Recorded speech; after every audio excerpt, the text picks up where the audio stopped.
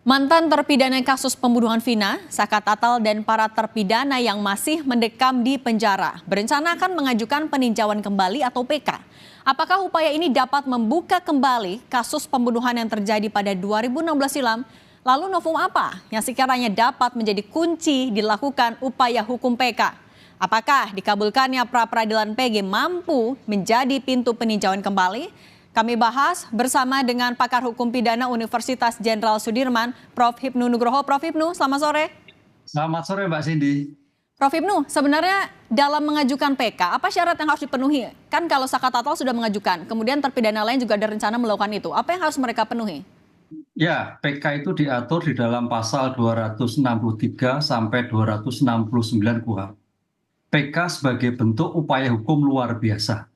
Karena upaya hukum luar biasa, maka tidak ada batas waktu. Sekarang pertanyaannya, syarat apa yang dilakukan PK? Pertama, di dalam pasal 263 KUHP adalah novum. Novum itu bukti baru. Bukti yang ketika itu peristiwa hukum terjadi atau sidang pertama dilakukan, tidak ditemukan. Yang kalau diketemukan ketika itu menjadikan bisa putusan bebas atau lepas atau tuntutan tidak dapat diterima. Ini syarat yang pertama. Jadi bukti baru. Makanya sekarang teman-teman PH mempelajari bukti barunya di mana. Bisa dari belajar film, bisa mengeksaminasi dari putusan-putusan yang sebelumnya. Satu. Kedua, putusan yang saling bertentangan. Tapi kalau ini enggak, karena ini putusannya satu. Yang ketiga, kekhilafan hakim. Ketiga hal inilah yang sebagai syarat untuk sebagai peninjauan kembali terhadap putusan yang sudah berkekuatan hukum tetap. Gitu Mbak Cindy. Oke, Prof, tapi soal novum atau bukti baru ini, apa yang sekiranya bisa menjadi pertimbangan yang kuat nantinya buat para hakim nantinya? Kan kalau salah satunya yang bisa diduga bisa jadi pintu masuk adalah putusan peradilan PG kemarin. Anda melihatnya bagaimana? Ya, gini Mbak Cindy, saya kira bukan karena putusan PG ya, tapi karena kita semua masyarakat mengeksaminasi terhadap putusan yang dijatuhkan terhadap 7 terpidana tadi. Nah, itu loh. Jadi PG itu hanya sebagai pintu masuk kekacauan dalam penerapan hukum yang kemudian mempelajari putusan yang telah berkekuatan hukum ternyata kacau juga.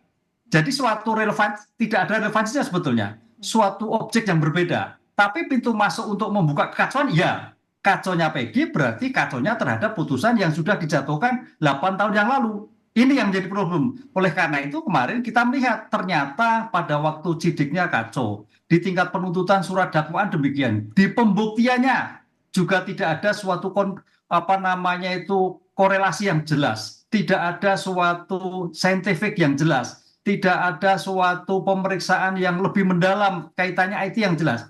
Disinilah saya kira memang betul dengan eksaminasi secara tidak langsung dari putusan yang sudah ditetapkan kemarin, mau tidak mau kita membuka sehingga banyak celah-celah putusan yang ketika itu ternyata tidak dilakukan. Inilah yang sekarang menjadikan perdebatan. Mudah-mudahan dari mempelajari eksaminasi putusan yang berkekuatan tetap itu ditemukan bukti-bukti baru. Bukti baru apa? Saya kira penasihat hukum yang tahu. Karena satu, misalkan kita sebagai orang luar Mbak Cindy, ternyata dia itu disiksa, tidak memberikan keterangan. Pertanyaannya, di mana dia berada? Misalkan seperti itu. Misalkan si Peggy kan di tempat kan, sekarang Tata posisinya waktu di mana? Yang lain posisinya di mana? Apakah ada korelasi? Karena dalam suatu TKP itu harus menjelaskan sebagai syarat objektif yang menjelaskan lokus deliktinya. Lah, lokus deliktinya itu tidak jelas sehingga menjadikan subjek identifikasi juga tidak jelas. Makanya kemarin kalau peradilan waktu itu berjalan dengan baik, harusnya surat dakwaan dinyatakan gugur.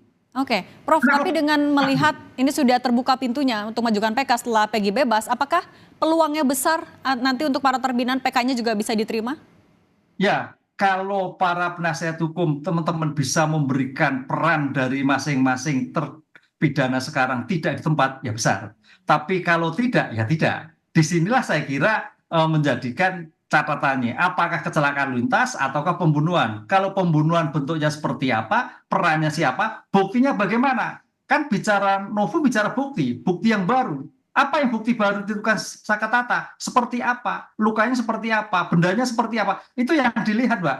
disinilah nanti saya kira, saya belum tahu ya, kan bisa tanggal 14 ya, tanggal 24 kalau nggak salah ya, itu memang pemeriksaan ulang kembali. Bukti-bukti itu yang disampaikan dalam suatu persidangan yang nanti akan oh ternyata bukti yang sekarang ini pada waktu itu tidak dilakukan suatu pemeriksaan, gitu Pak. Oke, Prof. Hipnu, Aep yang juga saat itu menjadi saksi kunci kan juga sorotan semua ke sana. Apabila kuasa hukum juga bisa mematahkan kesaksian dari Aep, apakah itu juga bisa memuluskan pengajuan PK untuk para terpidana? Bisa. Semua yang diajukan dalam permohonan bisa. Karena masalahnya PK itu adalah pemeriksaan ulang. Gitu, pemeriksaan ulang. Pemeriksaan ulang yang ada di tingkat Mahkamah Agung tapi dilakukan di mana putusan pertama kali dijatuhkan. Di mana mungkin di Pengadilan Negeri Cirebon kali ya. Di situ yang dilakukan. Makanya semua disaksi, bisa dilihat bukti apa, bagaimana perannya. Di sini nanti sama seperti pengadilan biasa pemeriksaan saksi. Sejauh mana nilai?